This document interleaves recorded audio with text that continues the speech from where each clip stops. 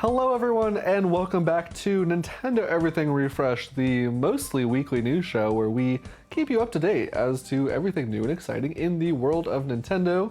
I'm your host Nick Serpa. We're joined today by the wonderful Dennis Gagliardato. Hello, hello. And the all-time classic, Nicolas Shade. Hello everyone, happy to be here. Vintage. Indeed, yes, vintage. That's the more politically correct term nowadays. So we've got just an absolute whirlwind of a show today. It's going to be a longer episode because I think we had more news in the past week than we have had pretty much at any other point over the summer. I think we have more Switch news than we did during Summer Games Fest, during whatever the Summer Nintendo Partner Mini Direct was, certainly more than we had during Gamescom week. There's a lot. So here's what we're going to do. We're going to go through pretty much everything big from the Nintendo Direct and everything that we kind of found interesting. That's going to be the bulk of the show. And don't worry, we'll talk about all the Fire Emblem games. And then even better, for those of you who are into everything hot coming out of Japan, we're going to talk a little bit about Tokyo Game Show towards the end of the show. Because we got some interesting tidbits from there too, including one big remaster that a lot of RPG fans are probably already very excited about, but we're going to talk about it anyways, damn it. So I think the best place to start is we're going to start off just by talking about the big Nintendo announcements from this latest Direct. The show started off with something that may not have come as a total surprise to those of you who followed the Nintendo rumors and leaks and all that, but was still really great to see. We're getting a new Fire Emblem game, Fire Emblem Engage, starring a protagonist with hair that is colored like Joy-Cons. Toothpaste. And toothpaste. Get it right, man. I haven't heard that one yet. Actually, that's true. That is true. That is true. That's Crest right there. Yeah. But oh my gosh, this game is coming out January 20th. That feels like really not that far away at all for what is going to be just a massive RPG. Yeah. January and February of 2023, I've noticed, not just between Nintendo, but just everything that was just sort of announced in general within this last week between Nintendo, Xbox, PlayStation, and beyond. It's those 2 months, man, are just 2023. Oh my God! Just look. Yeah. Whatever you're doing during your holiday season, just pretty much. Yeah, just take it easy this Christmas because the New Year is what you need to watch out for. Well, and this isn't even considering all the games that just have release windows. I mean, there are more games that were shown in the Direct that just have early 2023 penciled in. But we know for a fact we are getting a brand new Fire Emblem game January 20th. It looks really interesting, actually. I want to know more about this naming convention, Engage. But it sounds like, the big shtick here with this game is that you can summon heroes from past games like Marth, and other than them just showing up, you quote unquote engage with them, and you can inherit their weapons and their skills. That's what they were talking about in like their PR. So I think that's kind of their main gimmick, for lack of a better word, for this game.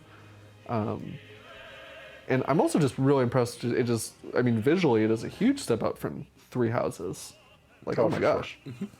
I honestly think a big part of I think it's a great idea, but I think a big part of this comes from the absolute ridiculous success that Fire Emblem Heroes has had over the last couple of years, right? So you kind of want to feed into that fan service a little bit more and have people sort of bring those classic characters into Fire Emblem Engage, especially for people who play Fire Emblem Heroes who haven't played Fire Emblem before in general, and now they see Fire Emblem Engage going, oh, this is a big AAA production version of this mobile game that I play, and assuming they don't have a Switch, that will undoubtedly be a system seller for them, for sure. You're telling me I can get all my waifus and husbandos in a mainline game too? Yes, absolutely. You can get engaged, divorced, all of that. Yeah, it's great. Oh, that's where Engage comes from. We get engaged. That's where it comes from. He does have a ring that he uses to summon them, so... That's true. Yeah. It's all wedding themes. Nintendo, I guess, is still in their wedding phase that they started with Super Mario Odyssey. It's just like I'm telling you. Ongoing theme. More accurately, it's the honeymoon phase. There you go. Yeah, the honeymoon phase of the MCU. That's what it is. Yeah, but man, we have gotten so much Fire Emblem on the Switch. It's kind of, for a casual like me who likes to talk about RPGs but doesn't have a lot of time to play all of them, I'm like, oh my god, this is just not necessary at this point, Nintendo. Like, thank you, but also why? Yeah, it's crazy, but it's such a turnaround, right? From, thinking about how Awakening was going to be the very last one if it didn't sell well, because they were ready to just shelve it, right? And then just how that blew up, and the rest is history, basically. So it's insane that Fire Emblem has just been getting so much love over the years, especially on Switch, So, because 3DS had a lot of Fire Emblem content, but Switch, my God, with all the spin-offs too, forget it. It's insane. Yeah. Nicholas, what's your favorite part about what you saw with Fire Emblem Engage in this big debut? I think probably the summoning aspect doesn't get me as interested because, like you said, it's something that we've seen in Heroes, and it's also something that was kind of an Awakening in Fates, where you had the Einherjar, or whatever they were called, where you could summon previous characters. But I think what is neat is the fusing with them. That's just some real anime nonsense, and I'm excited to see more of that. Otherwise, yeah, visually, exactly your style of anime nonsense. Yes, just perfect anime nonsense. Yeah, I think they've really started leaning into that. Like, that worked really. Like, that was the thing that made Awakening, like, I want to say, like, very distinct compared to the other games. It was such a big change, and it's been working for them. It's appealing to a wider audience. So yeah, hey, if it... yeah. That being said, I'm still not completely sold on it. I think it looks great. Like, visually, it's fantastic. I believe Gust might be helping develop it visually. But and I think, Fire Emblem fans will definitely be super happy about this. As a casual Fire Emblem enjoyer, I feel like I still need to see another hook to get me really interested in the title, because, like I mentioned, the summoning thing isn't the most exciting for me. But I still think, it looks great. It'll probably be a great Fire Emblem title to have on the Switch. So... yeah, oh, absolutely. So yeah, January 20th for that one. I think the other, like, really just massive surprise that Nintendo had in store was Pikmin 4. Like, holy crap, this game that, Miyamoto has been, it was back in, 2017, 2018, maybe earlier, that he was saying, like, oh yeah, we're working on the next Pikmin game, it's right around the corner, and then just it's near absolutely completion. nothing. Yeah, it's near completion. That's what he said 7 years ago. Those were his words. And, I didn't really think it existed. I had figured, it's been so long without hearing anything, they must have canceled it. But it did always seem strange to me that they brought over Pikmin 3, and then that was just like, that was it, But yeah, Pikmin 4, it's coming next year, and we don't know much about it other than apparently you can play from the Pikmin's perspective. Do you think that just means a lower camera angle, or do you think that means like first-person Pikmin? I think, it's funny to think about, but honestly, like, yes, it will be a lower camera angle, I think. But honestly, I think you can actually, like, physically go and, like, let's just say pick up items, it's like press A to pick this up. And more direct control. And throw it. Yeah, basically. Yeah. That's what I'm thinking. That'd be interesting. I wish we saw a little bit more of it, because, man, to come out with something like that, get people excited, you got this IP you're bringing back, and it's just a little tease. I think, especially when it's near completion, but I think all those resources Miyamoto spent on Star Fox Guard all those years ago, and he's just, since then he's been trying to recuperate. I guess, I don't know what's going on. I think oh my gosh, and can you imagine if he had... because he started off this Pikmin segment by being like, we're talking about Pikmin Bloom. That's what you're going to say, Nicholas. Can you imagine if that was the only thing just like that he had starts done? Like, hi, about Pikmin. Have you seen our mobile game that released a year ago? And it's been like 3 minutes talking about that, and oh no. Please enjoy it. Yeah. No, I'm excited for this. Pikmin 3 is also on sale, by the way, here in North America for those who have yet to play it.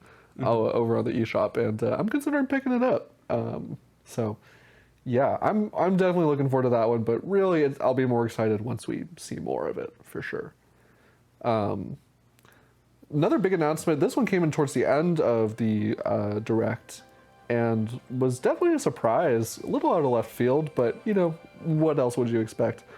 Kirby's Return to Dreamland, which was one of the big like Wii Kirby games. It is getting a Switch port. called Kirby's Dreamland Deluxe. It's coming out in February of this upcoming 2023. And yeah, it seems like they're adding some new features, they're adding some new mini games. Art style looks really different compared to the original. Did you guys notice that? Yeah. Like it almost looks like gosh, like what they did in Super Smash Brothers for the 3DS, like with the black borders around everything. Yeah, all the outlines. sure. And DD also has his crystal shards and Forgotten Land design now. I thought was kind of interesting to see. I did not notice that. Yeah, because he has the kind of more classic design they used to have in, like, you know, all the 3D games, Brawl, even some of the 2D ones. And here they just use the Forgotten Land one, which kind of makes me wonder if that's the design they intend to use for the foreseeable future, just going forwards. But yeah, I don't know, but that's a good catch. But yeah, it seems like for the most part, it's a pretty straight port of that game. It looks like there's a new copy ability, like I said, some new mini games. Everyone can play as Kirby now, which, I mean, if that's not a selling point, I don't know what is. Yeah. I mean, 4 Kirbys are running around on screen. What more could you want? I think What more could you want? I think that was an aspect of the original Return to Dreamland that I don't know why they didn't just bring back, where you could play as either the side characters, Bandana Wild D, DDD, or Meta Knight, or you could just play as multiple Kirbys, which is arguably more fun because then you all get to participate in the copy ability nonsense. Yeah. Right. Maybe they just didn't balance it around it back then, and that's why they didn't do it. I mean, but then again, I mean, then you had more of a reason to play as Bandana Waddle Dee, and I mean, who doesn't want to do that, right? He does have a bandana. Yeah, that's the name, that's his official name in the press release, Bandana Waddle Dee. Yep. Different variants. I don't know. I'm excited for this. It's kind of crazy because I think we've only ever had a single like Kirby remaster ever, which was Superstar Ultra. So this is the second. I played through Return to Dreamland originally. I might still pick this up because I don't think I ever completed the original game, just getting 100%. And also it's Kirby, and I want to support Kirby. Of course. He's a pink. Well, yeah, that's he's a pink boy. enough. I like him. Yeah. Big floof. Yes.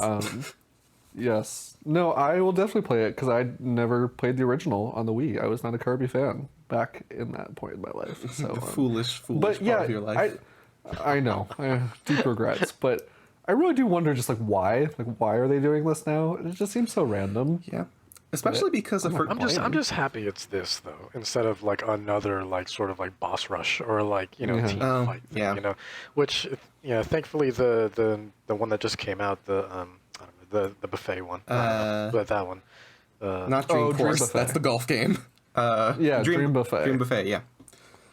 Dream Buffet, there we go. At least that one was like a new, fresh idea for Kirby, because I'm so sick of this. Like, just don't. If I see another Kirby fighter, so help me God. Like, Oh dear. I'm done. Yeah. Fighting words. Watch out for Dennis. Kirby is Add it to the Kirby's list in danger. once we Dennis is on a switch. rampage. Yeah. Oh no. Yeah, we don't talk about that game here. Yeah. So yeah, that was a nice surprise. And then I think, okay, so we didn't get the big Zelda blowout that was rumored, which it did kind of surprise me because there were really strong rumors from credible people. But I guess it just goes to show that even people who are in the know aren't actually always in the know. So you should always take rumors with a grain of salt. Yeah, I feel validated that my skepticism was warranted about having 3 Zelda titles within, like, first 6 months, although now because of Breath of the Wild 2, it's not. We know it's coming out in May, but... Yeah, I mean, maybe they're still in the works. Who knows? But yeah, we're not getting Wind Waker and Twilight Princess ports to Switch, but we did get a name for the new sequel to Breath of the Wild, which we can now officially call The Legend of Zelda Tears of the Kingdom. Not Tears. It could be Tears, but they actually said it was Tears. And it is coming out May 2023. And this game was the reason why the European Nintendo Direct did not air live, because it's a really unfortunate name for a game that came out that's being talked about the week that the Queen died, Yeah. Yeah. But yeah, it's a we didn't see a ton of gameplay. I think that was something that disappointed folks. They were kind of hoping we'd see a little bit more of it, and my guess is at this point, they tend to have a direct in February or March where we might see more of it, but that's all I can think about. If it doesn't get its own dedicated presentation even. Yeah, I think it's a little silly that, it's mandated that we can only ever get 30 to 40 seconds of the game at a time, and it's always the same kind of footage. Or else just our heads will explode from the sheer awesomeness or something? I don't know. Yeah, they were like... Nintendo's like, oh, we can't give them too much information to process. You can't handle the footage. They are the cannot tears of the handle it. kingdom. That's what they are. There you go. The real tears are the tears that are being shed because we didn't see more of it. I think that was their big oversight. But honestly, I think the part that kills me the most, though, is that they said, I believe Aonuma said this a while back, where they had a title, which was apparently this. Let's just say. I'm sure they had a couple of working titles, but they went with this. And he said a couple months back, we don't want to reveal the subtitle, even though we could right now, because we don't want to spoil anything. Did this spoil anything for anybody other than someone might cry? What Dennis, there's a kingdom. There's never been a kingdom before. Oh, okay, fair point. I mean, I guess the implication is that it implies that things are even more, the situation is even more drastic than it was in Breath of the Wild, but that's not exactly a spoiler. Yeah. So I would be more inclined to believe that they just didn't have a definitive title and that they just had several working ones and hadn't necessarily decided on it yet, because it just seems so odd. Unless we learn something about the game where it's like tears are actually an important story element or something, but it's not like that would be conveyed to us just if we just got a title drop. Like tears are the new Korok seeds or something. Oh god. Yeah. There was a lot of crying. I am excited. Yeah. I think the thing that is, it may be a little too soon to talk about this, but I'm going to bring it up anyways. This game, I think it's going to have quite a bit of pressure on it, because the Breath of the Wild really introduced a lot of new mechanics to, open world action adventures that we've since seen quite a bit of since then. But I think, this game's going to come out. I think it's going to be a fantastic game. But I'm wondering, if it doesn't quite innovate to the same level that Breath of the Wild did, are people going to be harder on it, Right. Even if it's a great game. That's a really good point. Yeah, it'll be interesting. We'll have to wait and see. What it'll probably try and provide is the whole Sky Island aspect, where it's adding sort of that different dimension to an open world. It'll be interesting to see how it handles that. We've seen there's some degree of flying with Link jumping on that weird robot bird hovercraft thing. And it also seems like there's some degree of seamless transition between the two, considering we've seen in the first trailer, or in the first gameplay look, there was that one part where he turned into water or something, a tear maybe, and went up back through the ground into the sky. And in this one, there was a similar thing where he hooked onto some stasis block that was being reversed in time and started flying upwards. Wait, did I miss that? He turned into a drop of water? How did I miss that? In the original trailer, the first gameplay look they had last year or so. Really? I'm gonna have to go back and check that out. That's weird. Wow. Interesting. Okay, well, yeah. So, not too much to report with that new Zelda game, unfortunately, but we do have a name and we have a release window. Release date actually. Exact date in May 12th, 2023. So mark your calendars, folks. Clear your schedule. Yeah. Rip to all the Europeans who thought it was December 5th. Oh yeah.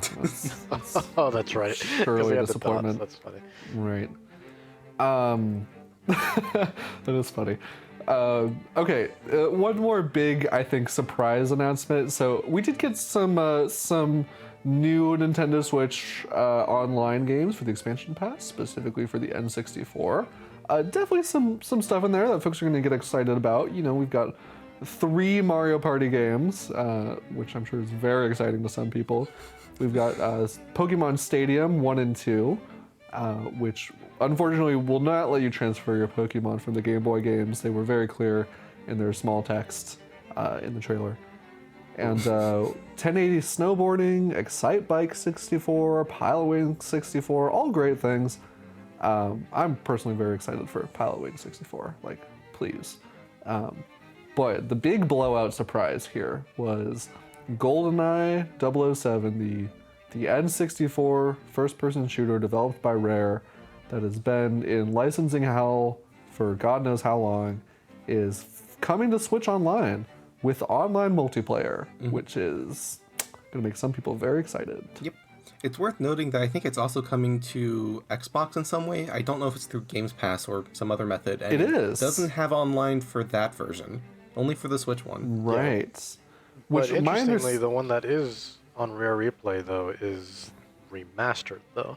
But yeah, it's weird that there's no online, though. But it is remastered, however. Yep. So yeah, my understanding is that that has to do with like how Switch Online's like online works. You know, like it's just one of those things that's baked into the Switch Online emulation, and so it's something that they would have to add in to Xbox that just kind of works on its own with Switch Online. That was my understanding of it.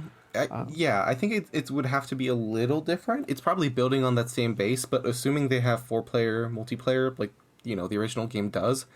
I don't know. Does Switch Online support 4-player multiplayer, or is it limited to just 2-player? Because I've only ever tried it with 2-player. I think most of the games that they've shown off have only allowed it up to 2 players. Like, but that's a good but question. they have that I'm not option sure. for 4. Because it's true that most of the NES and SNES titles would only have like up to 2 players. Right. Maybe a bit more. I guess we haven't gotten a lot of multiplayer games on the N64, but and now we're getting with Mario Party coming. 3 Mario Parties, the Pokemon Stadium mini games, GoldenEye, so more options. That's true. Oh, I mean, I'm excited to find out, but yeah, I mean, honestly, I'm not super excited for this one personally, but I know it's a big announcement for a lot of people who grew up in the N64 era and grew up with this game, so I'm very happy for all of them. I think it's more interesting that we're getting the Stadium games, just from a personal standpoint, because Pokemon Company never re-releases their stuff. Like, they are horrendous at re-releasing any of their games. The only times that's ever really happened is the GB games on 3DS, where we got Red, Blue, Yellow, Crystal, Gold, Silver. That's like the only time they've ever re-released the old games. So it's nice to have. Well, and they were on the those Wii back. U. Don't forget. Wii U got some Pokemon games. Oh yeah, you're right. It got some of the virtual GBA console, and DS spin-offs. Yeah. Sorry, my mistake. So I guess in terms of more mainline titles, or like, I guess titles that have the traditional battle system is probably a better way of putting it, because they've never re-released the Coliseum games either, which I wish they did. But yeah, so I don't know. I think it's an interesting step, and hopefully that means that they're willing to kind of change their stance on that. Yeah, I mean, again, like, I think we're all just for more game accessibility and game preservation here, so I certainly wouldn't be complaining if we got them. But that would require them to add GBA Online to Switch Online, and, that's may or may not Wait happen. another 2 years, I guess. Can't give us too much value. That wouldn't be good. All right, so there was some more Nintendo stuff we're going to talk about later in the show, but those are the big ones. Those are the big ones we wanted to talk about at the start. Now I kind of want to shift gears and talk about some of these third-party games.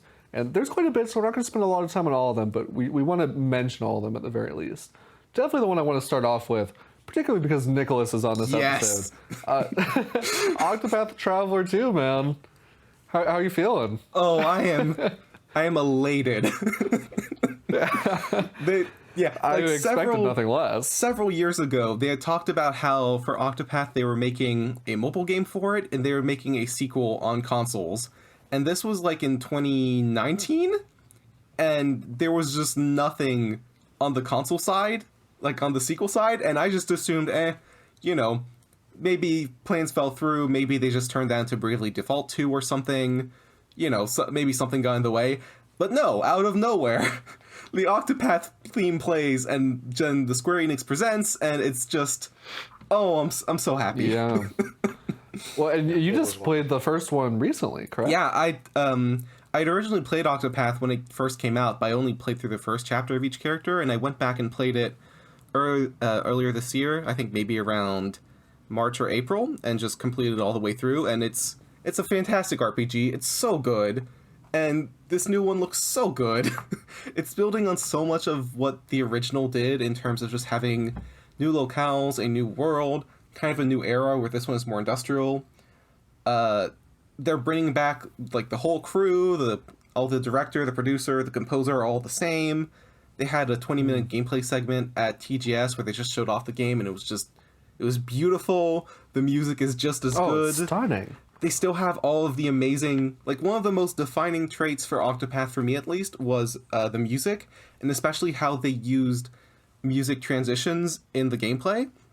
And the biggest thing for that was how they would have during chapters for different characters, when you would face the boss, they would have the character theme start playing while the character was interacting with the enemy, and have that smoothly transition into the boss theme with like a middle portion.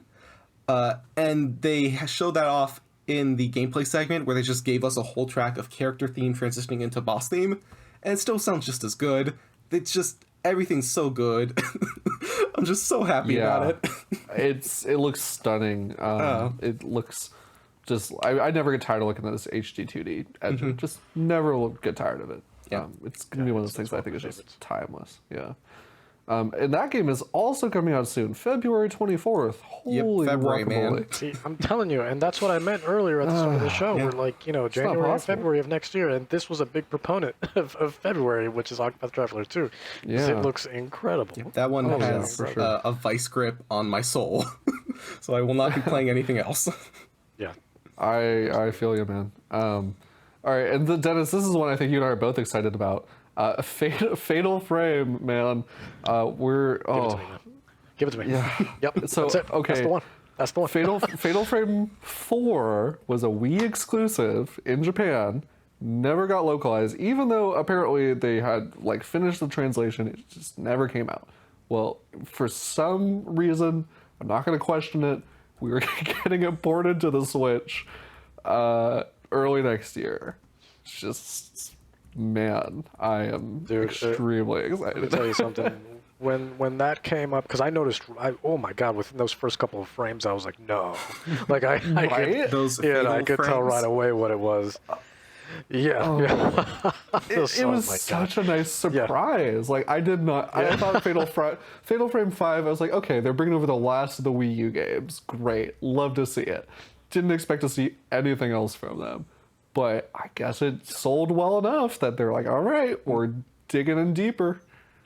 Yeah, I mean, I still would love to see, a sequel in the future, but I mean, I'll absolutely take this. I mean, this will essentially be brand new to the rest of the world, right? Because it was never localized, so it may as well be good as new. And I'm stoked for it, man. I mean, this is one of those few games that wasn't localized on Wii that I actually was so tempted to import, but I just never got around to it because I was like, is this worth $300 to $400? And technically the answer is yes. Oof. But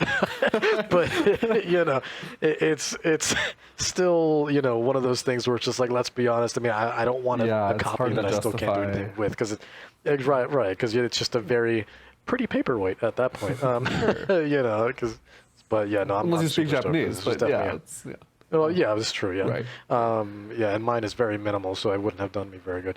This was definitely like one of the highlights for sure. Like I probably top 5, if not top 3, honestly. Yeah, sure, I am 100% with you. I can't wait to see more of it. I might pick it up day one, which is not something I do all the time. So. I think it's super interesting that this new game is coming out across different systems. It's coming out on PlayStation 5, Xbox Series, etc.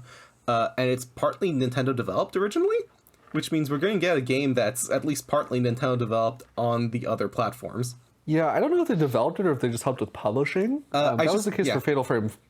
I double checked, Nintendo SPD did work on the game. Oh, so wow. Well, hey, there you go. Yep. It is a secret Nintendo exclusive. I should have put it in the earlier block. Damn it. Oh. Well, yeah, no. So that's really exciting. I'm also really excited for this next one. So Theatrhythm, for those of you who don't know, these were 3DS exclusive rhythm games that were basically Final Fantasy rhythm games. And they had the original release, and then they had an expanded release like a year later called Curtain Call. And those games are about to be lost to time when the 3DS eShop shuts down, unless you can track down a physical copy. But yeah, we're getting a new Theatrhythm game. It's dropping the Final Fantasy subtitle, so this is going to be kind of like a it seems like an all-encompassing Square Enix rhythm game, and Seems like it. yeah, and here's what's just really just shocking about this game to me. It's launching with 385 tracks, but if you buy the like very expensive $90 version, it comes with like over 500, almost 600 songs in this one rhythm game. Like, that's just insane. Yeah, That's a lot. It's an insane Like, if amount you of were a content. Square Honestly, Enix fan, oh my gosh. Oh yeah, no, especially yeah. I mean, well, Square Enix. I mean, that's one of the things I get the most excited about when I play a new game of theirs. Is like, you're gonna be, regardless of whether the game is good or not, it's gonna have incredible music, right? Right. So, but yeah, I've always called it Theatrhythm. But how did you pronounce it? How does everyone else? I call it Theatrhythm, like theater, but I've just said Theatrhythm. Theater rhythm, that makes sense all, too. yeah, Yeah. close enough, yeah. Yeah, I mean potato, but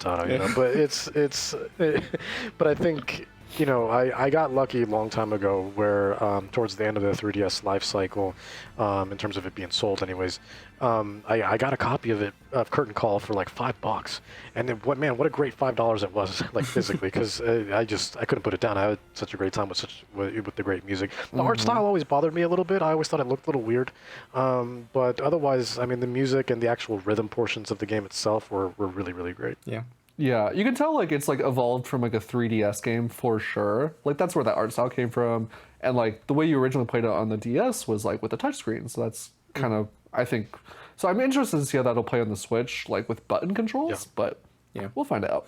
Yeah, I originally sure it'll be picked good. up Curtain Call before release, or before the shop shut down physically like Dennis did, but I never got around to it because I had other things to play, and now I want to slap myself because this was just announced.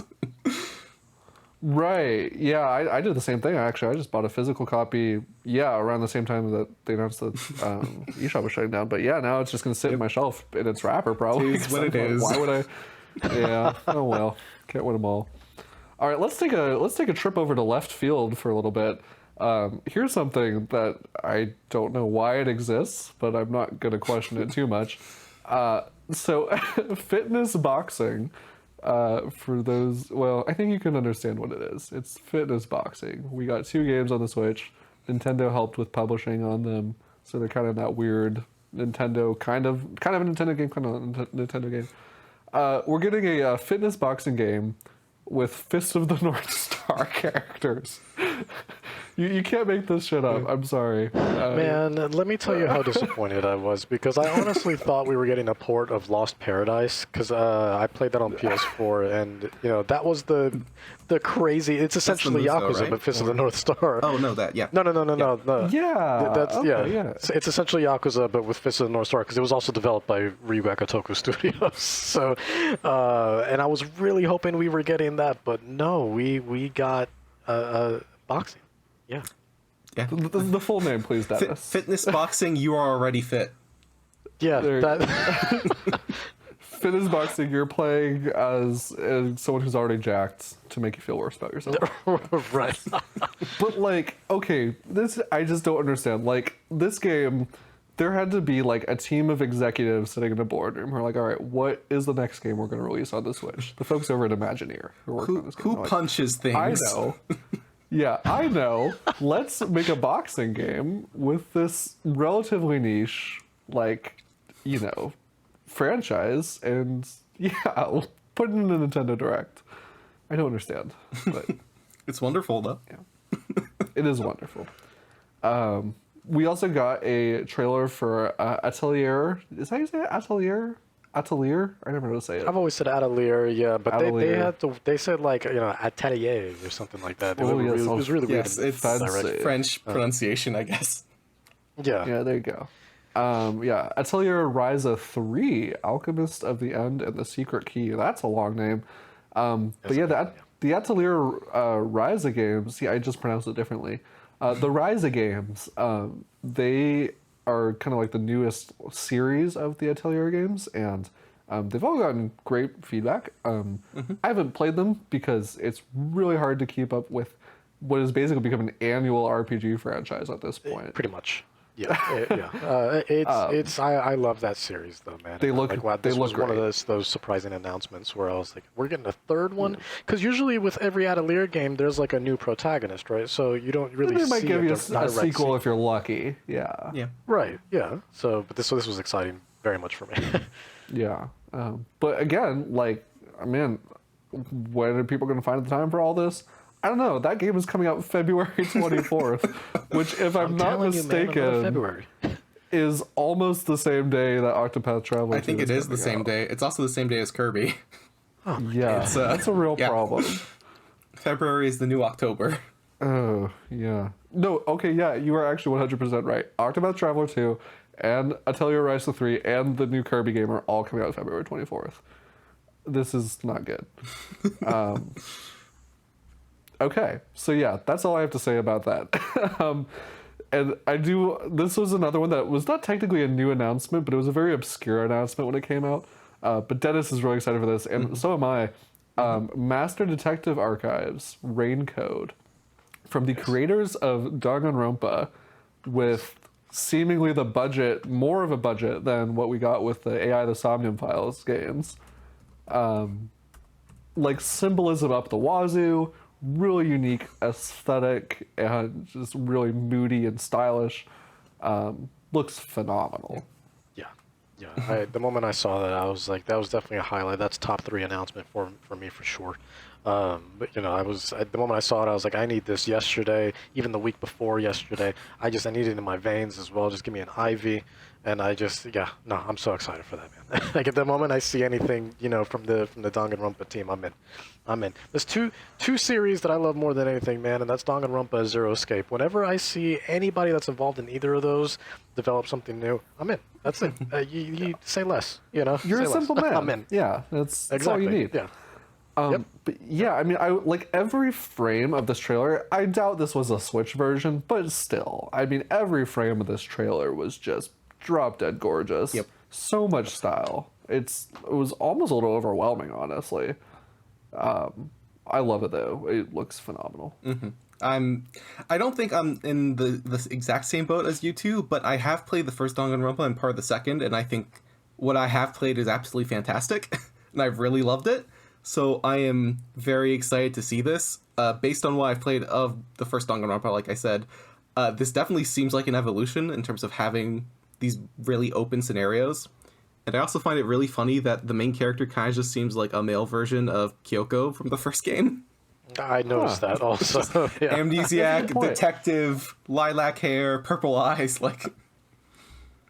To me, it seems much closer to AI the Somnium Files in terms of like its structure. Like it's more. It seems like it's more of a detective Oh, for game. sure. Yeah. Which Yeah. I love detective games. I can totally get behind that. But yeah, that one's coming out spring 2023. Not February. So also, Hopefully. right now. Well, not necessarily, but it could be. It's not too late, Nicholas. Maybe February 24th, probably. Yeah, maybe, 25th. I hope Let's be so. kind. Yeah, I need to play all my games on the same day. That's the only way I can do it. All right, we're gonna. These are, I would say, maybe smaller announcements, but still noteworthy. Some notable ports. We should call this little category here. This one was rumored, and we are getting it. It Takes Two. We talked about this actually, I think, in the last episode as one of the rumored games. Yeah, it's confirmed for the Switch, with the caveat being pretty substantial graphics downgrade. I don't think it's maybe I mean, on one hand, it feels like a great place to play this game, but I feel like the visuals were part of what makes the experience so special. So, Absolutely. I don't know. Yeah. It was a little hard for me to get excited about it. Yeah, it looked like it takes 2 frames. Really. That's what it really looked like, because it looked rough. That's Like, it harsh, looked really rough.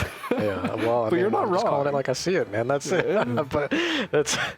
But yeah, it's unfortunate just because, I mean, that game has so much charm, and I think it absolutely deserved to win Game of the Year at the Game Awards last year. I mean, anyone who's played that, especially if you've played with someone close to you, it's a phenomenal game and it's a phenomenal experience.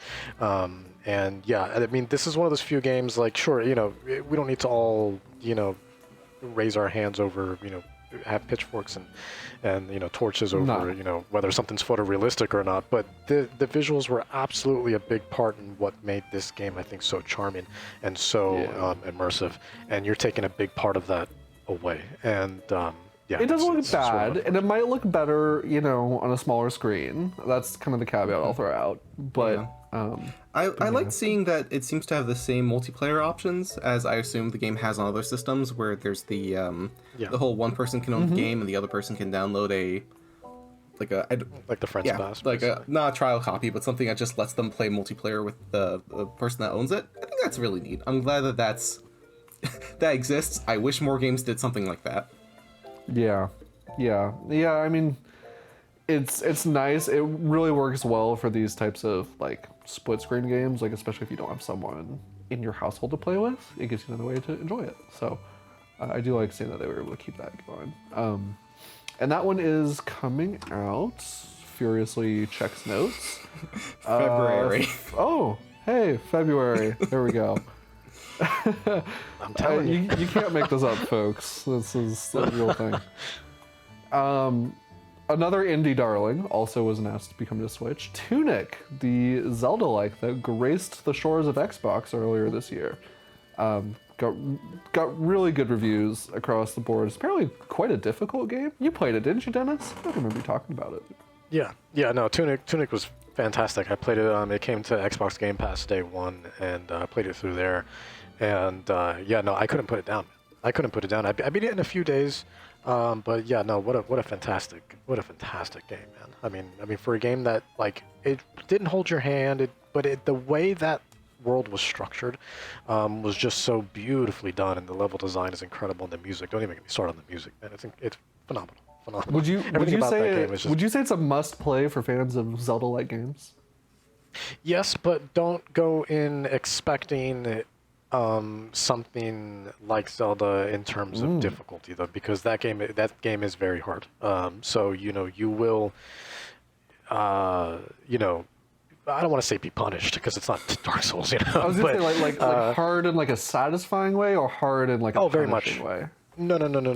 Very much in a satisfying way. You feel yourself grow with the game, which is why I loved it so much. Also, because I never felt like I always knew when I felt comfortable enough to take on the next area or the next big boss or something like that. Because the game is very freeform, right? You can go wherever you want, but you know right away what you can handle and what you can't handle, and by exploration it rewards you very much, and you can use that to get new abilities and just increase your overall health and magic and stamina and whatnot. So just so long as you're smart about it, I mean, the game grows with you. It's fantastic. Yeah, no, that's great to hear. That one is coming out really soon also, so folks can definitely look forward to that. September 27th. This next announcement I don't think is going to get a lot of people excited. Resident Evil is getting some cloud games on the Switch, quite a few actually. The 2 remake, the 3 remake, Resident Evil 7, and Resident Evil Village are all getting cloud versions on the Switch. Yes. And these are by default the scariest versions because they are only cloud versions. Yes. That's the most terrifying part about these. The only thing that will scare you more is the lag, the latency. I can't really get excited about that. I'm sorry. Yeah. I'm sorry. Cloud game providers. It's neat that 2 and 3 are on there now, but yeah. Cloud is not. Yeah. I think 7 was on Switch, but only in Japan in a cloud version. I think so, yeah. Cloud isn't bad, and what's made me really appreciate cloud games, honestly, is Stadia and Xbox, because I actually really enjoy playing cloud games with them because you can just jump in right away and they work. Like sometimes I forget I'm playing it over the cloud just because of how seamless it is. I mean, there's little to no input lag. It's incredible. However, the Switch has a really bad Wi-Fi card. And so like the Switch, every time I've played anything over the cloud on Switch, because I've tried some of these demos, they are some of the worst things I've ever experienced, and I want nothing to do with them. So yeah, when these were announced, I was like, oh, okay, well, not for me. But if someone wants that, sure. I think it's still the worst place to play it, but sure. Yeah. Thanks, but no thanks. All right. Here's another kind of surprising port. This was surprising to me at least. Sifu is coming to Switch. This was kind of interesting to me because it was positioned as a big PlayStation exclusive earlier this year, but I guess it was timed exclusivity because for those who aren't familiar, this is it's kind of like a roguelike beat 'em up. So every time you die, your character gets older, and if you get too old, you like actually died. You have to start the whole game over, which honestly doesn't sound fun to me. But got pretty good reviews, so yeah. I never looked into it too much, but it's a fascinating concept at least. The idea that every time you die, It is you age interesting. 1 year and unlock new abilities. I think that's super interesting at least. Yeah, and I should mention, they did add some other difficulty modes, like in a patch. So it shouldn't be as intimidating to pick up now as it was at one point. Maybe that's why they're bringing it to Switch. They're like, oh, we've toned it down a little bit for those Switch players. They can handle it now. Those Nintendo babies, yes. Those Nintendo babies, yeah. Yeah. Yeah, it looks interesting. Can't Not reach the high on my shoulder priority list, but yeah. Okay, and then this other notable port, I would say, is notable in that it's cool, but some folks are kind of skeptical of it. So Tales of Symphonia is getting a remaster, which I'd say is cause for celebration, but some folks are disappointed because it doesn't seem like it's really that much of a remaster. It seems like, they're adding in some little things like, oh, you can skip, certain dialogues and some light graphic touch-ups, but frame rate isn't really getting a substantial boost, which I guess was a big deal to a lot of people. I think it looks great still, though. Yeah. It's funny. It definitely looks like an older game that just is up-resed. Yeah. Yeah, but Which see, is, I think just is wonder fine because sometimes. Yeah, no, that's fine. But I when I saw it though, it just didn't seem particularly remastered to me. And like for people, because I also own the game on Steam, and I just wonder if like, I'm on the Steam page now actually, just kind of looking at screenshots and like just to refresh my memory, and there's no real difference at all. Like I don't really know, so I don't know. Yeah, it seems like this. I mean, the game was remastered for PC, so this might just be a port of that version. Is kind of what I'm. Possibly, getting. yeah. I think the frame rate issue is definitely a bit. It's interesting because 30 frames per second on Switch is kind of what I expected. It's an old game, so I assume it can push 60, but at the same time, it's the Switch, so a stable 30 is probably safer. But it's very odd that on the other systems, it's also just capped at 30. Like, PS5 can't run this at 60? Really? Right. Yeah, maybe it's, some older games, their actual mechanics were tied to the frame rate the game ran at. So maybe something to do with that. But I don't know, maybe it's capped. Is it capped at 30 on the PC? I don't know. Seems like a lot of hubbub about nothing, in my opinion. But I think it's cool. It's a classic RPG on the Switch. What more could you want? Yeah. Hey, here's one thing that I think people definitely did not get enough of, and that's farming games. It kind of became a meme after the Direct, but we got a good amount of farming games. Although it felt like more when I was watching it, but when I actually listed it out, we really got like four like dedicated farming games shown off. But I guess that's a lot. Yeah. Is that a lot of farming games? I think they were all just very similar in terms of being farming RPGs, so they tended to blend together a little bit, but... Yeah, I think that's a good call. We're not going to go super into depth on all these, but I'll just kind of quickly run through them because there are some notable announcements. First of all, Harvestella. We all know it. It's right around the corner. Still looks great. Dennis, you said you played the demo. Said the demo was solid. Yep. Yeah. It's gonna be great. It was. Yeah, it's gonna be great. I loved it. It was surprisingly short. I think you can beat the demo in less than 2 hours, probably an hour and a half, honestly. But yeah, by the end, I mean, I was like, yeah, no, I'm sold. I mean, I was already sold before, but even though I was a little skeptical on the Switch version, and I still have issues with the technical aspects of it. But honestly, overall as a game, it's great. I can't wait for it. It's gonna be great. Yeah, no, I think that's kind of where a lot of people are at with that one. So it was good to see. We got kind of like an indie farming game called Fae Farm, which nothing really stood out to me about that one, other than it seems like there's a decent emphasis on co-op play, so that might be fun for some people. We are getting this is kind of noteworthy, so there was a Harvest Moon game back on the GameCube, I want to say, called Harvest Moon: A Wonderful Life, and we're getting basically a Switch remaster of it called Story of Seasons: A Wonderful Life. They actually called it a remake, which is cool. But again, really out of left field, but I'm not complaining. And then we also got we're getting another Rune Factory game. They already did Rune Factory 4 special, so I guess they're just continuing to go backwards. Since now we're getting Rune Factory 3 special, which okay, and 5 sure. just came out not that long ago too.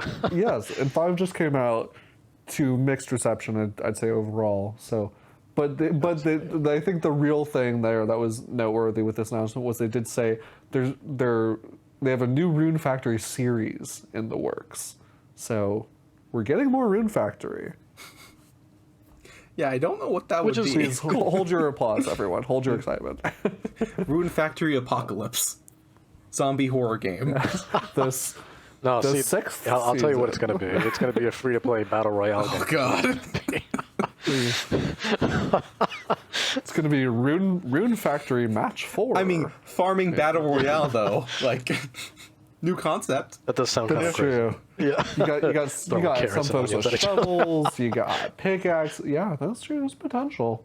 People were throwing vegetables at each other. I can see it. Yeah. But yeah, I think people were complaining about how many farming games there were. I don't think it was that bad, but I can definitely see if you're like, oh man, they could have put a new F-Zero in that time slot. And I'm like, yeah, you're right, they could have. But all right, so I'd say those were like most of the. Believe it or not, this is actually not everything that was in the Direct. Like, there's more, which is crazy because this is all taking longer to talk about than I thought it would. But we're gonna get through it, I promise. At some point. Again, this was a great Direct. So we got some updates on some existing Nintendo games.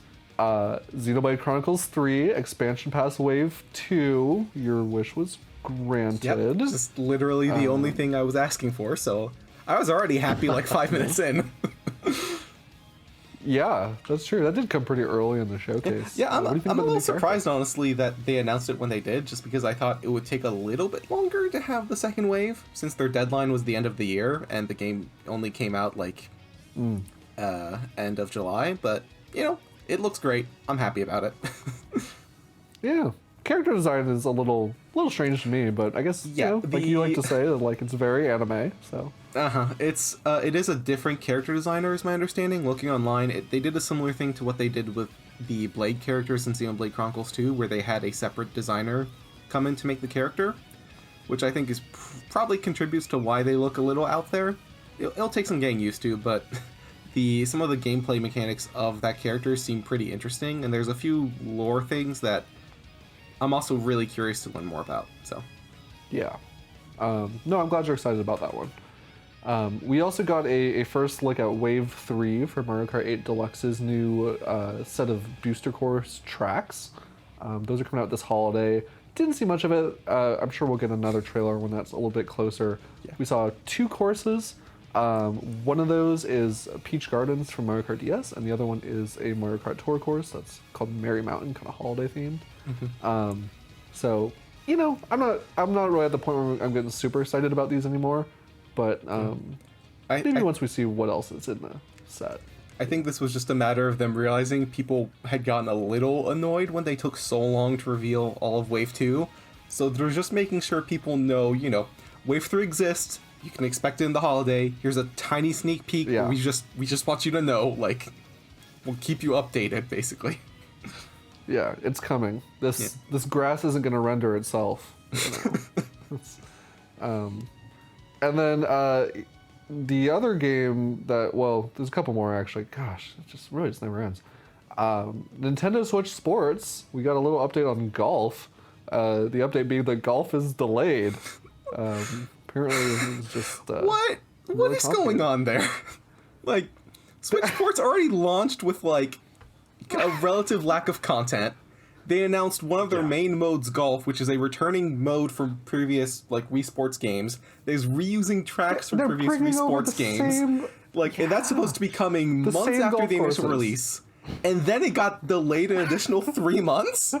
Like, what is happening? It was probably the most I said Nintendo nothing. thing. I said nothing the whole time. I just sat there and shook my head. I was like, okay, all right, this is what we're doing. All right, well, GG.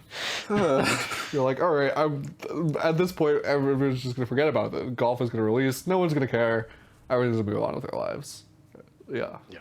It's coming out on the holiday. That means it's also might be coming out around Mario Kart 8 DLC. Just like, what are you gonna play? They're positioning. Well, it's because they're trying to position Switch Sports Golf as their big holiday release, Nicholas. Like, come on. Obviously. Yeah. At least, I guess at least, for Mario Strikers Battle League, they're still supporting that game, actually more reliably than Switch Sports, which is a bit of a surprise to me. But for Mario Strikers Battle League, they said we're getting Pauline and Diddy Kong as the next free characters in this game. And here's the thing, I think they need to admit to themselves. We all need to admit to ourselves that the characters are the least of our worries when it comes to this game. Okay, there's just such a huge lack of content. The fact that they're selling this for $60 MSRP is quite frankly a scam. So I want a proper update, a content drop, if you need to. So you want three characters next time. We're getting a new stadium too, so that's something. Yeah, some more gear, right? That's doesn't really for you? substantially change any gameplay, which is the problem.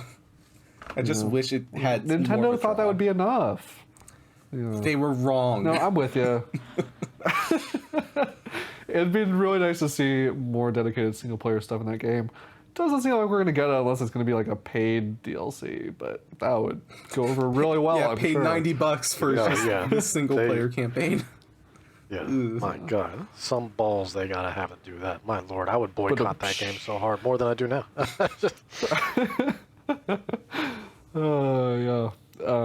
Yeah. At least at that point, we just all have to erase it from our collective memory and just pretend like it never happened. Yeah.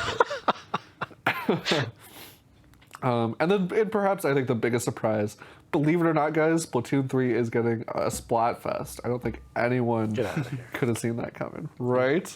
I think it's a little earlier than I expected, honestly. I don't know when the first Splatfest was announced for 1 and 2, but this is happening like, 2 weeks after launch, basically? So, pretty much. Yeah, pretty good. Here's the question I'm going to pose to all of you. What would you bring to a deserted island? Gear, grub, or fun? That is the theme of the Splatfest. Yeah. Gear, grub, or fun? I'm gear. Yeah. I think there was an interesting perspective where apparently this makes more sense in a Japanese context because they have like vacation packages where they go to islands and hang out for like a day or something, which I assume is also what Animal Crossing is, like New Horizons is kind of based on. So in that regard, where you're only on deserted island for like a limited amount of time, it makes more sense to have these competing categories. Yeah, no, that's Nicholas, you're always coming in with this great insight. I just, we really appreciate it. I didn't know this. This is wonderful. I think, I'm gonna go with fun because honestly, if I'm on a deserted island, it doesn't really matter how much gear and grub you give me. I'm still gonna die eventually. I'm gonna get eaten by a bear or something. So I might as well be able to bring my Switch. Yeah. Bring a book. Bring some dominoes and playing cards. That's what they're showing in the thing. I'll bring some playing cards. Play some solitaire. Play with the crabs over by the beach. Yeah. Yeah, there you go. All right. So those were the updates that we got from Nintendo. All right, we're almost done. I promise this is going to be the end of the Nintendo Direct. There's just a couple more things, and then I promise we'll move on to Tokyo Game Show. These are just kind of miscellaneous release dates that I want to make sure everyone's aware of. So the Front Mission remakes, these were announced in a previous Nintendo Direct quite a while ago. We haven't really heard anything since then. So this is your PSA, Front Mission fans. Front Mission First is coming out sometime in November. The Front Mission 2 remake is coming out sometime next year. And then apparently we're getting a Front Mission 3 remake, even though they have yet to prove that they can release the first two. So fingers crossed, those all turn out well. We have someone on staff who's very excited for those. Here's another example of Square Enix just making interesting decisions. So we got a release date for Crisis Core Final Fantasy VII, December 12th. Great. Really excited for... Oh, I'm sorry, December 13th. Excuse me for the incorrection.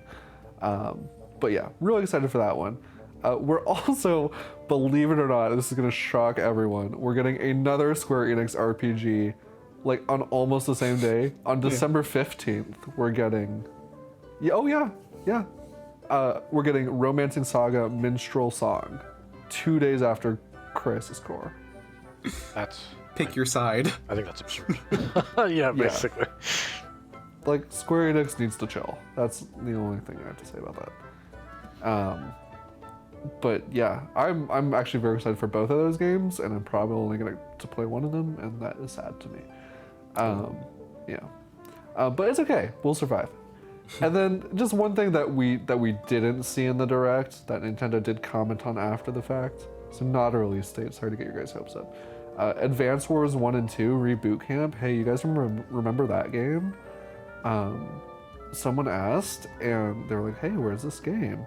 And they just said, we will announce the new date once it has been determined. So not coming anytime soon, unfortunately, for that one. But yeah, it's really a matter of seeing, like, assuming that, well, obviously the war in Ukraine is what caused the delay, but it's a question of, like, are they going to wait until the conflict is fully wrapped up before they consider releasing it? Because, might be a little bit. Yeah, that could be, might be a while, unfortunately. Yeah. I mean, I think we all hope that the conflict in Ukraine was resolved much sooner, not because of Advance Wars. I mean, just because it's a horrible conflict. Yeah, priorities. Yeah. But yeah, I mean, I understand, Nintendo really likes to play it safe politically. They don't want to do anything that is, questionable. I get it. And they're being respectful towards the conflict, which I think should definitely be the priority. But at the same time, I've never really understood why this game in particular is, I mean, I understand it, what is it? Is it because the main, antagonists kind of resemble the Russians? Is that? I think it could be my understanding part of the idea is just having it display war as, a fun game. I don't know. It's, yeah. I understand the idea behind it. I still think it's a little disappointing. It's also because Advance Wars, but understandable. Yeah. It's also because just Advance Wars in particular has already had to deal with this once, where the original game released on September 10th, 2001 in the US, and it got delayed for a super long time overseas. I think Europe got it quite a while later because of, Yeah. So right. It's an interesting thing, right? Because, I mean, it's not like it's also the only war game that's coming out, right? I understand wanting to be respectful, but one of the biggest games in the world, Call of Duty, is still coming out. That didn't even so, and that's far more realistic than something that is very, illustrated I was thinking in a the same way thing. like Advance Wars. Yeah. No, I think that's a fair critique, but Nintendo's gonna Nintendo. What are you gonna do? I'm sure we'll get it eventually. I'm sure the game is done because didn't it leak at one point? Someone was playing it. Well, yeah, because the whole advanced download thing, someone had it unlocked for them, and the game was fully available. And then they posted about it online, and Nintendo was like, "We're removing your access to it. No fun for you." Yeah, no fun for you. Yeah. Hey guys, guess what? That's the end of the Nintendo Direct news. Wow. That was literally an hour of just... we took longer to talk about the Nintendo Direct than the actual Nintendo Direct. And we didn't even get to everything, which is crazy. I think it was a good showcase overall. I mean, some people were not happy with it, and I guess I understand if you're not a big RPG fan, but man, there was... I feel like even if you're not a big RPG fan, there was an RPG for everyone in this showcase, you know? Yeah. No, it was a solid presentation. I would have given it just a strong 8 out of 10, I would say. Yeah, I think that's where I'd be. I think there's always going to be people that are going to be unhappy because it's not, there's not the latest Mario or the latest Donkey Kong, stuff like that. We all have different tastes, and that's understandable, but it's good to kind of objectively evaluate what was shown and presented and kind of judge it based on what we do have and not what we don't. Right. Yeah, absolutely. I mean, either way, it's just an immense amount of games coming out in the next, 5 months. So I don't think... I'm very happy with what we got. All right. we've got a little bit more left in the show before we get to our last segment, what we've been playing. We're going to talk about some of the big things from Tokyo Game Show. Not as many Switch announcements, I think, as I personally had expected, but we did get one really big one. And especially for our RPG fans out there, you guys are eating good this week. Suikoden 1 and 2 are getting HD remasters. This Konami franchise that so many people just figured was dead. I mean, it was dead. It was dead for a long time. We're getting just full remasters of these games on every platform with an improved localization. They've done some work on the graphics. I mean, what a time to be alive. Nicholas, these are classics, man. Yes. How are you feeling? Well, in fact, they're so classic that they, in some regards, predate me. So I don't have too much experience with Suikoden as a series, to be honest. Between the fact that they were PlayStation exclusive, while I was basically mostly a Nintendo kid, and they're pretty old titles. At least 1 and 2 are. Mm-hmm. So I don't have much personal experience, although I have heard a lot of positive feedback about the games. I think Suikoden 2 especially, I've heard a lot of people say that just it's a classic favorite RPG, that kind of thing. It, like, if you are an RPG fan, you owe it to yourself to try it out. And so I will probably try it out. It's definitely, like you said, this was basically a dead franchise. And Konami coming back, especially Konami, right? Like, Konami reviving it is... Of all the things. Yeah, it's really cool to see, and the developers really, obviously, they seem happy about it. They've talked about how they hope this can lead into making future Suikoden games. But yeah, it's just really, it's cool to see. I'm really happy that it exists just as a thing. Yeah, some of these games, I think this is one of those rare periods in time where, I mean, as much as we want to talk about a very real problem, which is, a lot of this digital content disappearing, at the same time, we're getting so many classics getting remade and remastered and just made accessible. So, I mean, that alone, even if I never play these games, they are available. They're accessible for the people who have wanted to play them. Yeah, it's also the first time a mainline Suikoden game is going to be on a Nintendo platform, which really cool. Yeah, I know there was that DS game. There were Suikoden. a couple of DS spin-offs, I think. Tierclass. Yeah. Yeah, I heard that Suikoden game was really good, but yeah, I think that was actually the last major Suikoden release, if I remember correctly. I don't think there's been anything since then. There was one on PSP, that was 2006, I think. Right? I just have it brought up. The DS one was in 2008, and there was a PSP one released in 2012. Okay, so I guess it hasn't been as dead as long as it feels like, but I guess you just don't hear about it that much. To be fair, so the last mainline game was in 2006. Okay, so it has been a while for the main series, at least. On one hand, 2006 feels like a long time ago, but on the other hand, it doesn't feel like that long ago. I remember where I was in 2006, that doesn't... But yeah, time is weird. So that was probably the big announcement that we got from TGS for the Switch. But we did get some updates on some other games. Nicholas, this one's for you. Monster Hunter Rise Sunbreak getting yet another title update. September 29th. Yeah, it's fine. I'm happy about it. Some things I'm less happy about. Are you over it? Well, it's not that I'm over it necessarily. It's just some of the new monsters are a little dull because they're fire-based monsters, and there have already been a lot of fire-based monsters introduced in the game just as it is, so it feels a little unnecessary in that regard. And the other thing I'm not super fond of is they announced layered weapons, which is basically just a cosmetic option to make it so that your weapons look like different ones. Again, it's just cosmetic thing. And they announced that they were going to have paid DLC for them, and that's I guess that's kind of standard practice for most games at this point, but that's always been something that Monster Hunter had usually not delved into, just in general, paid cosmetics, microtransactions, etc. So the Especially considering this is an expansion. yeah, well, I mean, honestly, Monster Hunter expansions are basically treated as new games. That's how they. I mean, that's literally what they used to be before like a DLC format became more common. But yeah, I'm just not super fond of the fact that they have a whole set of layered weapons as DLC, because this also used to be content that we would normally get as just free content. But you know, it is what it is. I'm sure the new fights will be a lot of fun. I'm still looking forward to trying them. And I'm looking forward to future updates as well. There was one thing shown in this update which kind of foreshadows what we might get in later ones with certain kinds of powered up monsters and whatnot.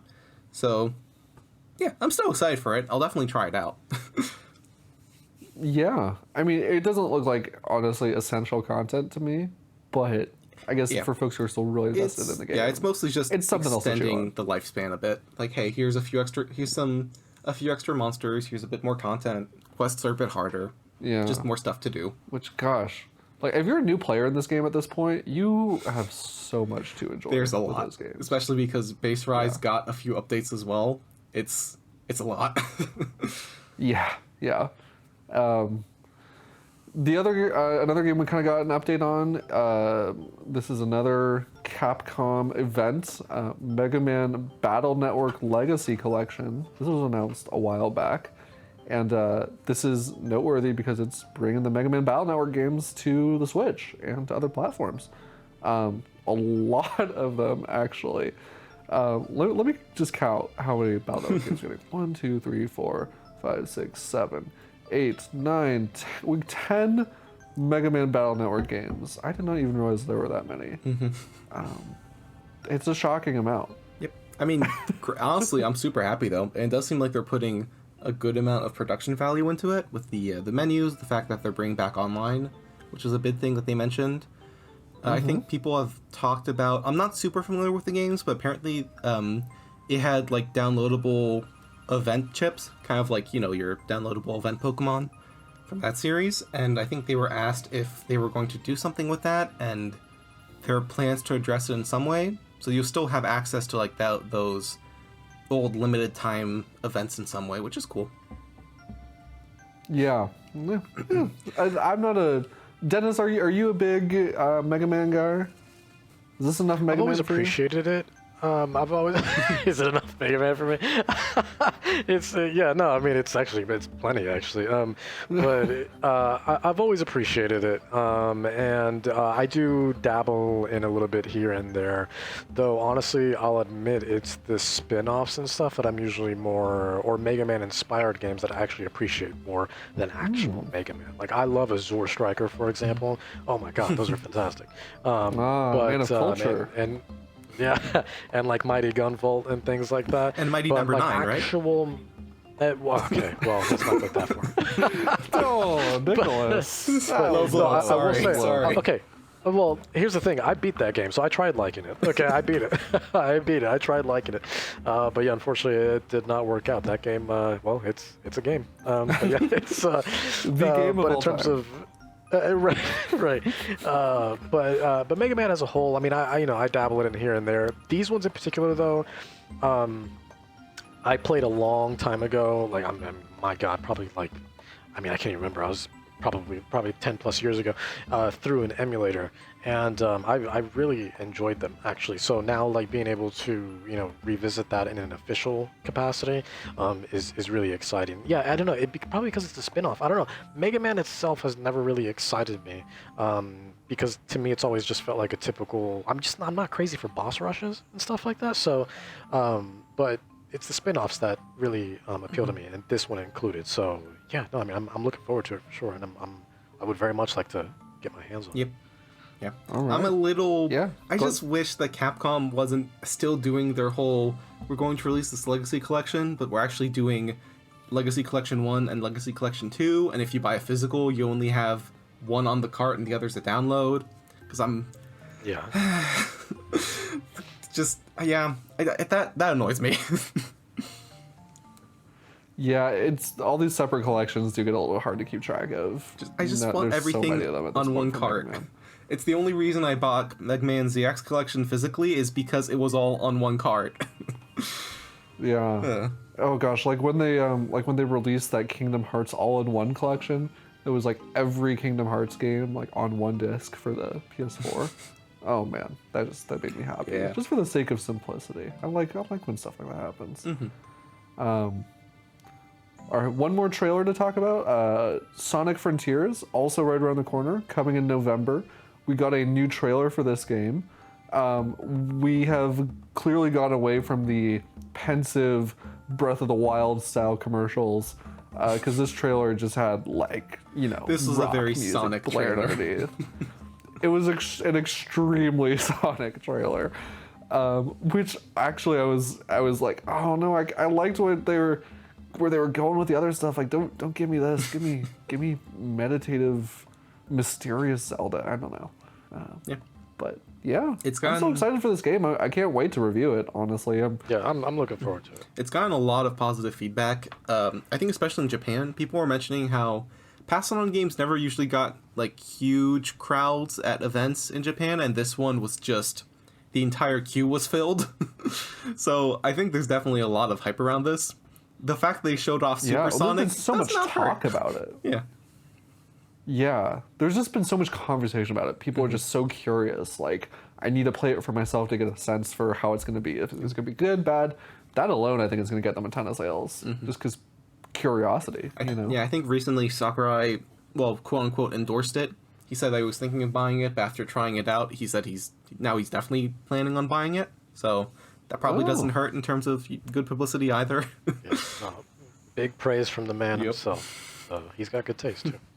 Yeah, no, that's pretty high praise. So yeah, that game is coming out November 8th. And hey, that concludes our Tokyo Game Show news, with one exception.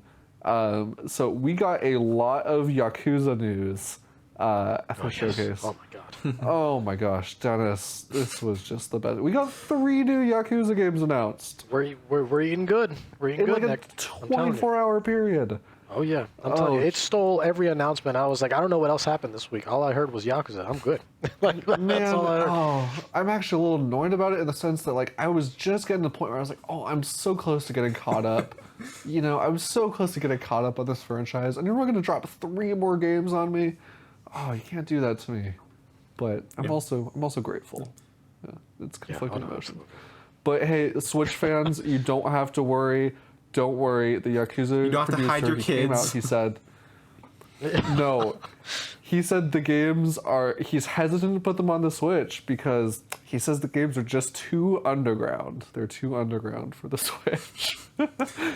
Oh, that's a real quote. Yeah. It feels like I a don't even bit know of what that an means. older perspective on it. It's a bit dated, I feel, but like he realizes that like there's the Doom games on this thing.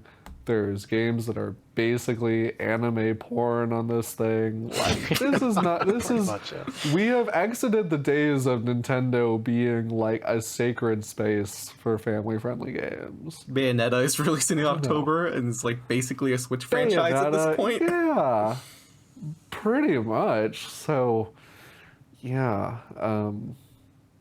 I don't agree with this take, but at the same time, I feel like you can't start now. Anyways, Honestly, right? There's so it's one many of those Yakuza things- games. Yeah, but it's also one of those things where I ultimately at the end of the day I don't really care, because even if it was there I wouldn't play it there anyways. I mean, sure, there's Right, they're people gonna who, run at you like know, 300p, 20 frames per right, second. exactly, and those games, especially with how they've evolved with their Dragon engine, and now they're utilizing Unreal Engine 4 with like a Dragonation, but it's they want to make the game that they want to make with little to no compromise, right? And it shows, because every single one of those games have been absolute quality, and they don't want those roadblocks, right? They don't want like, oh god, I mean, we're really trying to hit 1080p, but we can only get it at like 700 at best, while it's like barely hitting 30. Like they don't want those roadblocks. They want to just have a consistent workspace in which they can make the game to the best of their abilities at the highest quality that they can possibly achieve at that point in time. I mean, that's respectable, and they honestly. do every single time. Yeah, absolutely. Yeah. Absolutely. Yeah. I do wonder if it also has to do with the fact that the one time we did get any Yakuza games on a Nintendo platform, it was, I think, Kiwami 1 and 2 on the Wii U, and I can't imagine that sold especially well. So I feel like that probably reinforced the idea of let's not do this. Yeah, well, for starters, you needed a Wii U, so that's roadblock number one. So, yeah. Yeah, but times have changed, man. It does feel a little tone deaf. But maybe Dennis, maybe this was his politically correct way of saying Switch is not powerful enough. Like maybe this was how he had to say it. Probably. To like not damage whatever relationship with Nintendo they may or may not have. I don't know. Thoughts on changing the series naming to Like a Dragon? I don't mind it. I actually really like it because it's always been like a dragon in Japan anyways. And Ryuga Gotoku, if I'm not mistaken, literally translates it's just to a literal like translation. Yeah. So like it's that doesn't bother me at all. I like that the most recent one that they did, which technically Yakuza 7, was Yakuza Like a Dragon, and then they kind of used that as a transitioning point to just use Like a Dragon, the subtitle as the main title in the West and really the rest of the world. So, I'm cool. Yeah, because it's still identifiable. It's still identifiable, and that's the most important part. So yeah, I'm okay with it because it makes sense in terms of like the overall way that like the main protagonist Kiryu, the way he develops over the course of the series, it makes sense, but at the same time, it's really weird to not call them the Yakuza games because that's what they are. I mean, I'll still call them Yakuza for sure. Yeah, it's just gonna but yeah. Anyways, we did it, guys. That is all the noteworthy news that we thought was important enough to bring to this episode. Holy guacamole, that was a lot. Thank you all. If you've made it to this point in the episode, we appreciate you. Thank you so much for listening to our show. But before we go, gotta go to our classic closing segment, what we have been playing. Dennis, I think you and I have been playing the same game. By chance, have you been playing Disney Dreamlight Valley? Nick, I was trying to avoid talking about that because that can be a podcast all on its own. I'll make a quick mention of it. I wanted to bring this up. I wanted to bring this up because you have opinions. I do, and I'll make a quick mention of it before I talk about what I've really been playing. But Disney Dreamlight Valley actually is like really fantastic. Let me get the good out of the way. It's really, really fantastic. However, avoid the Switch version at all costs because that game crashes like no one's business. I mean, my God, you would think this thing crashes more than probably automobiles in LA traffic. It's crazy. It's like really, really bad. Like how much it crashes, and but the game looks good. Credit where credit's due. It visually it's really appealing. It mostly runs, but yeah, the game itself is really, really good. It's got a lot of bugs for sure because it's still in its early access phase, but that Switch version is not worth the turmoil and torment that you go through, man. If you want to get the Switch version, or if you are playing the Switch version, hopefully you can seek therapeutic help because it's what I needed afterwards. But thank God it's on Game Pass also, and it's got cloud saves, which is great because I put like 40 hours into the Switch version pre-release. Did you really? Wow. Yeah, That's hardcore, man. And I'm still playing it because it's a really great game. I'm not lying about that part, but it's just the Switch version to stay away from. So I've been bouncing back and forth between Xbox and PC, and I still jump on the Switch version on occasion for like a couple minutes here and there, because it's good as like a complimentary, like just pick up and play, do a couple things really quick, then put it down. But yeah, otherwise stay away from the Switch version, please. Christ. Just out of curiosity, stay far the away. Switch version did get an update this week. Did you go back and see if anything had changed about it, or were you just burned too bad? Of course. Okay. No, of course I went back because I had thoughts and I have feelings and I wanted to see what got fixed and because I'm still struck with these emotional damages. Clearly. Things are better for sure, absolutely. I mean, things that weren't working before are working now in terms of like some items you could interact with, things were hidden. But guess what? Game still crashes, so I'm good. I'm good. So not good. Yeah. So long as that continues to happen, I'm good. And the game still has some stability issues as well. But overall, they did credit where credit's due. Again, they did clean a lot of bugs, and they're very in tune with their community, which I appreciate. Like they're doing such a great job at being transparent and talking to their fans and making sure everybody is staying up to date with everything that's going on and taking that feedback to heart as well. So no, they're doing a great job with that. So I see a very big and bright future with this. And and again, the game itself is fantastic. So But what I've Yeah. really been playing is Immortality, actually, which is it's the follow-up. Well, I don't want to say follow because it's not like a sequel or anything, but it's the third game from Sam Barlow, who also wrote Her Story and Telling Lies, and so it kind of follows that same sort of format in which you're kind of watching essentially these FMVs, right? These full motion video clips, and you're just trying to piece them together and figure out the story that comes from that. In the case of Immortality, there's 3 films that were never released, and you're sort of sifting through a bunch of clips that were in an archive that were uncovered all of a sudden, and you're just trying to piece them together and make sense of what happened within each that caused them to not ever be released. And it gets super dramatic as you start to piece them together. At first it's super confusing because you're just like, all these clips, it's overwhelming. You don't know what's what, right? And it just kind of becomes a cool little hidden object thing, though, in which like you can freeze frame certain parts of scenes, and you can click, I mean, just about anything really, and anything that you click on a frame will transport you into another clip, basically. So let's just say you click an apple, and then that apple all of a sudden will transition into an apple that's maybe in another part of a scene, and then you can view that scene and sort of deep dive from there and just go down this rabbit hole of clips as you're kind of putting these pieces together. It's really, really fantastic. I've been playing it since it's on Xbox Game Pass, and yeah, it's really, really good. If you liked Her Story and Telling Lies, and you just like detective games in general, and and stuff that doesn't really hold your hand, yeah, no, Immortality's fantastic, and especially the way it unravels. I mean, it goes a direction you are not expecting. It's crazy. Yeah, I've heard really high praise for this game. Here's the thing, at least this is a very personal problem, but I'm going to voice it anyways. So my day job is I'm a video editor most of the time. And so the idea of playing a video game where my job is to like match frames, which is something I do in video editing, just does not sound fun to me. It sounds like my job. I believe it. And Yeah, so I'm like, I can see that. Yeah, no, I'm sure the respect that. story is great, but yeah, I don't know. I'd have to be in a very specific mindset. Maybe I was gonna say maybe when I'm on vacation, but yeah, probably not. I'm on But glad vacation. it's a Let good me do game the though. work. Yeah, I've heard great things about all those games, so I'm glad this one is in line with that. Yeah, they're all really well written, like really well written. And if you're a big fan of cinema, there's a lot to appreciate here for sure. Yeah.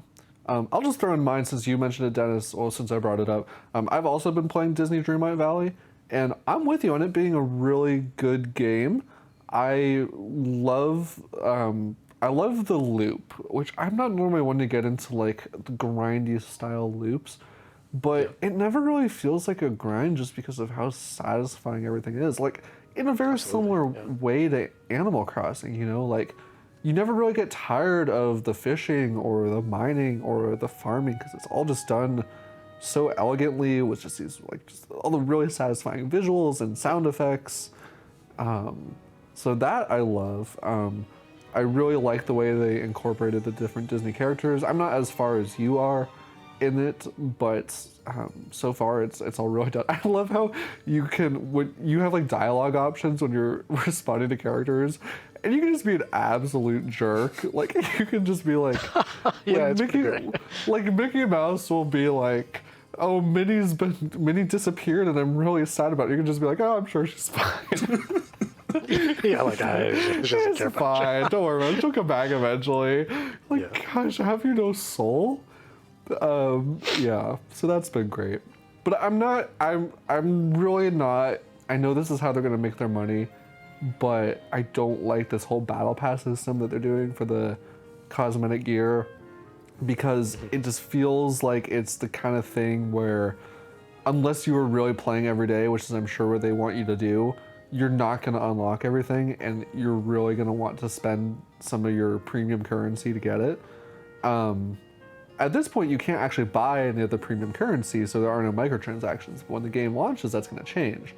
And I'm just not really a fan of just that model in general. I would just prefer to pay the full $60 and just have all the content in the game, I don't know. But ultimately it's a small thing like I'm willing to put up with just for how charming the game is, and I don't know if I'm going to stick with it long term, but for the time being I'm having a good time with it. So yeah, that's what I've been playing. Nicholas, what about you? What have you been diving into this week? So I picked up Splatoon 3 earlier this week, and that's basically everything I've done.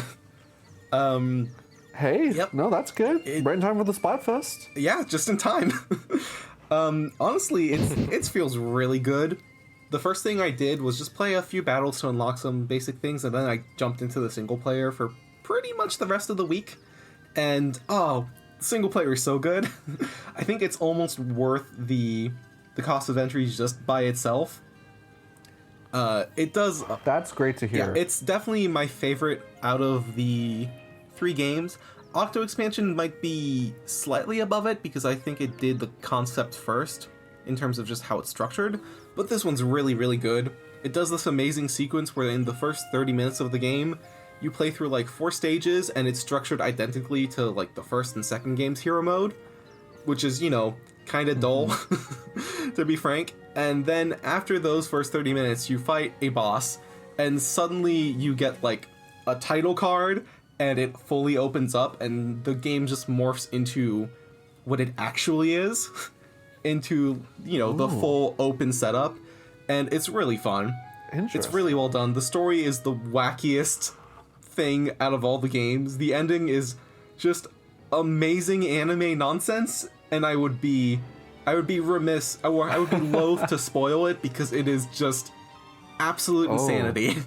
Wow. That is some really high praise. It's more than I was expecting. It's a lot. Like all the Splatoon, just to put it simply, like all of the Splatoon games kind of have this sort of background lore of, hey, post-apocalyptic world, we're going to provide some detail. This one goes really deep into that, where it goes over like the origin of the post-apocalyptic world. How did like Inklings become a thing? Oh, I'm there for that. What happened to the human survivors? Like it's really wacky.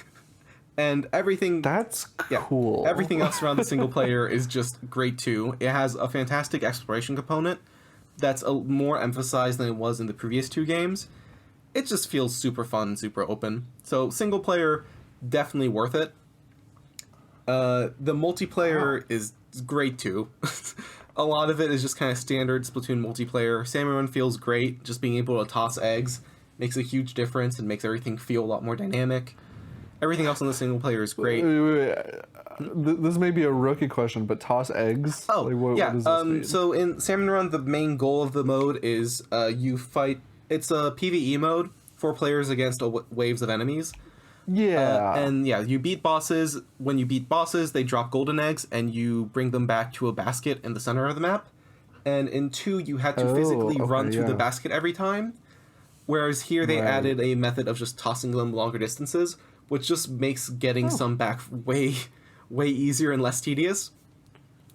And that lots of quality of life stuff that helps a lot. Was the big sentiment. Yeah. But yeah, otherwise it's great. I think it's very interesting because the game feels way more like a traditional shooter in its content structure than the previous games, which was a really odd observation, but I don't hate it. Like they have basically their own kind of Nintendo branded battle pass, where they have the catalog, which is an in-game sort of a separate leveling system where you'll just gain points for it every time you play and unlock different various items, emotes, etc. And it refreshes every like 3 months. So, it's like a battle pass basically. You play enough games and you unlock all the items in the past and then a new one shows up. There isn't any, microtransactions or currency or premium currency or whatnot, which is nice.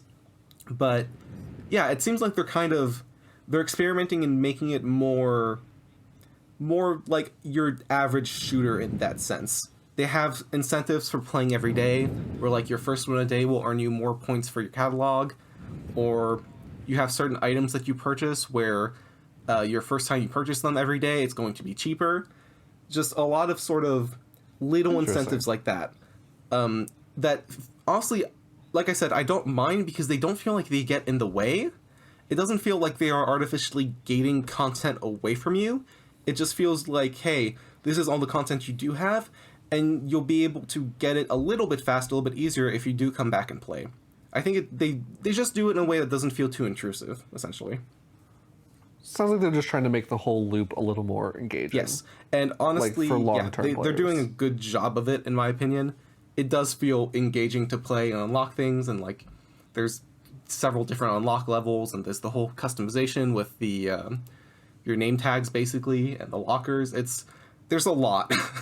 There is a lot. Yeah. You could not physically be able to do everything and get everything in the game because there's a lot. Yeah, no, that's really cool to hear.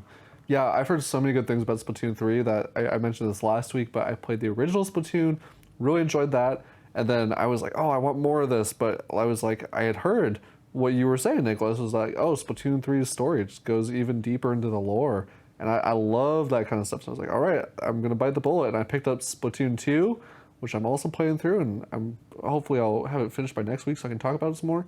But yeah, I'm really invested in this franchise now, and so I'm really excited that I'll have more of it to look forward to soon. Yes, there's gonna be a lot.